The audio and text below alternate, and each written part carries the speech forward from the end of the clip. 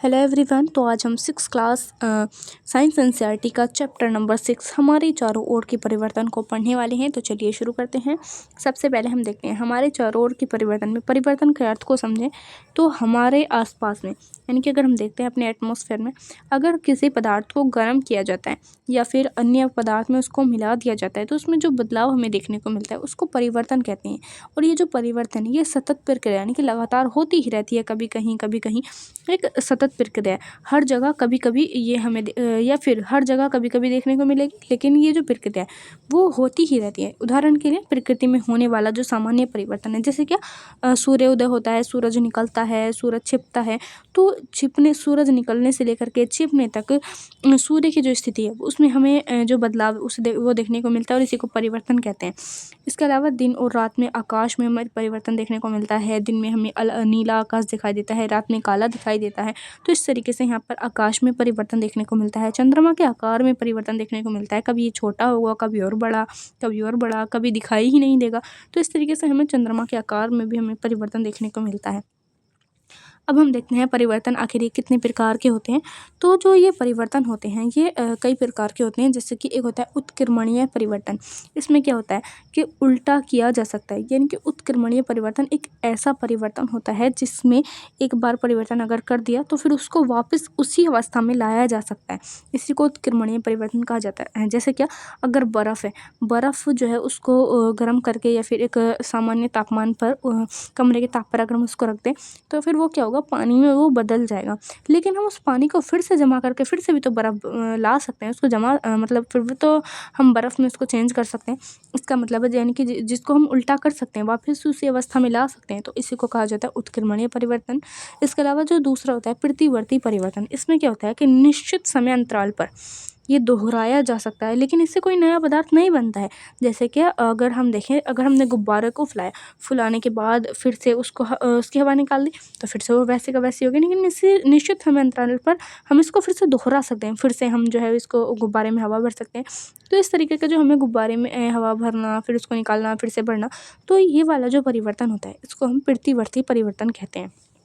इसके अलावा एक जो परिवर्तन होता है वो होता है अपरिवर्तनीय परिवर्तन, यानी कि जिसको हम बदल ही नहीं सकते, यानी कि जिसको उल्टा नहीं करा जा सकता, किया जा सकता। जैसे कि अगर एक बार फूल खिल गया, किसी भी पौधे पर अगर कोई फूल खिल गया तो फिर हम उसको जो है वो वापस नहीं मुरझा सकते हैं, वापस उसको नहीं ख़त्म कर सकते हैं, या फिर उसको वापस कली में परिवर्तन नहीं कर सकते हैं। या फिर अगर पेड़ पर कोई जो फल है वो पक गया तो फिर हम उसको फिर से कच्चा नहीं कर सकते हैं। तो ये वाला जो परिवर्तन हो रहा है इसको हम अपरिवर्तनीय परिवर्तन के नाम से जानते हैं। इसके अलावा भौतिक परिवर्तन होता है। इसमें क्या होता है कि रासायनिक पहचान नहीं बदलती है, केवल उसका जो रूप होता है या अवस्था होती है वो बदल जाती है। जैसे कि अगर हम बर्फ़ जो है वो पिघल गया है ना, बर्फ़ पिघल गया मतलब वो उसमें क्या हुआ कि एक उसका जो रूप है या अवस्था है वो तो बदल गई, लेकिन उसकी जो पहचान है वो ऐसी की वैसी ही बनी रही। इसके अलावा अगर हम देखें रासायनिक परिवर्तन में तो इसमें नया पदार्थ ही बनेगा, यानी कि नया पदार्थ इसमें बनता है। जैसे कि अगर लोहा है, लोहे पर अगर जंग लग जाए तो फिर एक नया जो है वो इसमें पदार्थ जो है वो बन जाता है, यानी कि एक नया ही चीज़ उसमें आ जाती है। उसको रासायनिक परिवर्तन कहते हैं। इसके अलावा एक होता है प्रसार और संकुचन का परिवर्तन। इसमें क्या होता है कि कुछ पदार्थों का गर्म करने पर फैल जाती हैं कुछ पदार्थ, और कुछ उनको जब ठंडा किया जाता है तो फिर वो सिकुड़ जाते हैं।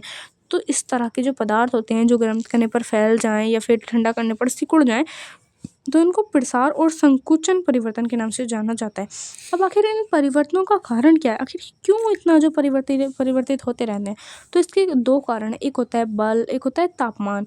बल में क्या होता है, इसमें धक्का या खिंचाव से वस्तुओं की गति जो होती है, यानी कि जो चल रही हैं वस्तुएँ, अगर हमने किसी वस्तु को मान लीजिए धक्का दिया या उसको खींच लिया तो जो वस्तु होगी उसकी जो गति होगी वो गति होगी, उसका जो आकार होगा, आकृति होगी, उसमें हमें बदलाव देखने को मिलेगा। यानी कि अगर पहले गति कम थी तो उसमें ज़्यादा गति होने लग जाएगी। अगर मान लीजिए कोई फुटबॉल है, फुटबॉल अगर हल्के जा रही है, हमने उसमें जो है वो धक्का उसको दे दिया तो फिर वो तेज़ी से जाना शुरू कर देगी, यानी कि उसकी गति में परिवर्तन हुआ। इसके अलावा अगर हमने अगर कोई ऐसी चीज़ है जो कि हमने उसके अंदर अगर मान लीजिए कोई ऐसी चीज़ है, एक मुलायम सी चीज़ है, उसमें हमने एक जो है वो धक्का दिया, तो फिर उसका जो आकार है वो पूरा का पूरा बदल जाता है। इसके अलावा बहुत सारे ऐसे हमें बल भी देखने को मिलते हैं, जिस बल को लगाने से उनकी आकृति भी बदल जाती है। तो इस तरह के जो बदलाव होते हैं वो हमें जो है वो यहाँ पर देखने को मिलते हैं। जैसे कि अगर मान लीजिए किसी के गाल पे थप्पड़ मारा, तो थप्पड़ मारने की वजह से जो है वो उसका जो गाल है वो मतलब अगर बहुत तेज़ लगा है तो वो सूज जाएगा गाल। तो उससे क्या होगा कि जो उसका गाल है उसकी आकृति थोड़ी-सी पहले से बदल जाएगी। तो इस तरह के जो बल हैं यहाँ पर हमें देखने को मिलते हैं।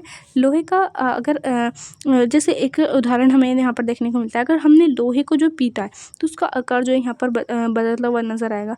तो इस तरह के जो बल हैं, यानी कि इस तरह के जो परिवर्तन है वो हमें बल की वजह से, बल लगाने की वजह से देखने को मिलते हैं।